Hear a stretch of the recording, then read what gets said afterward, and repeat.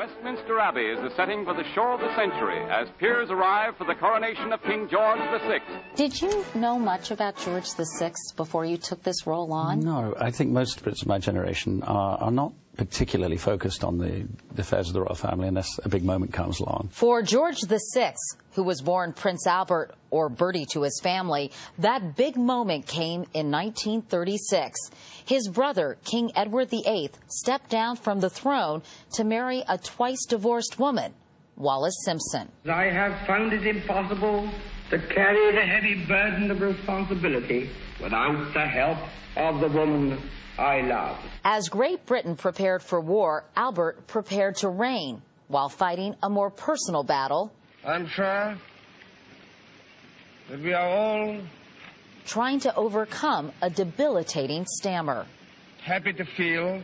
And you see him running into this problem, it's absolutely heartbreaking. I mean, I choked up watching it. Really? Yeah, it's very moving because it's not just a struggle, it's the courage with which he deals with the struggle. The King's wife sought the help of a speech therapist, Lionel Logue, played by Geoffrey Rush. Now you must come to us. My game, my turf, my rules. You look at Geoffrey Rush's character and you think that's the guy we all wish we had in our lives to turn to. He won't give up. Please don't do that. I'm sorry? I believe sucking smoke into your lungs will kill you. My physicians say it relaxes the throat. They're idiots. They've all been knighted. Makes it official, then.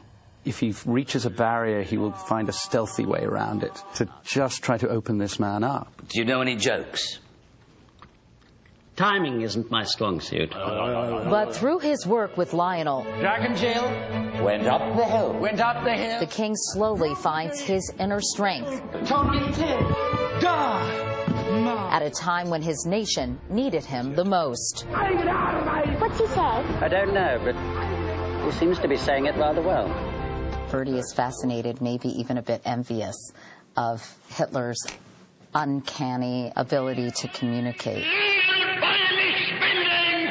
You know, I think it's significant that he doesn't understand what Hitler is saying. Obviously, he's aware of the menace, but he's tuning into the brilliance of delivery, thinking, you know, here am I.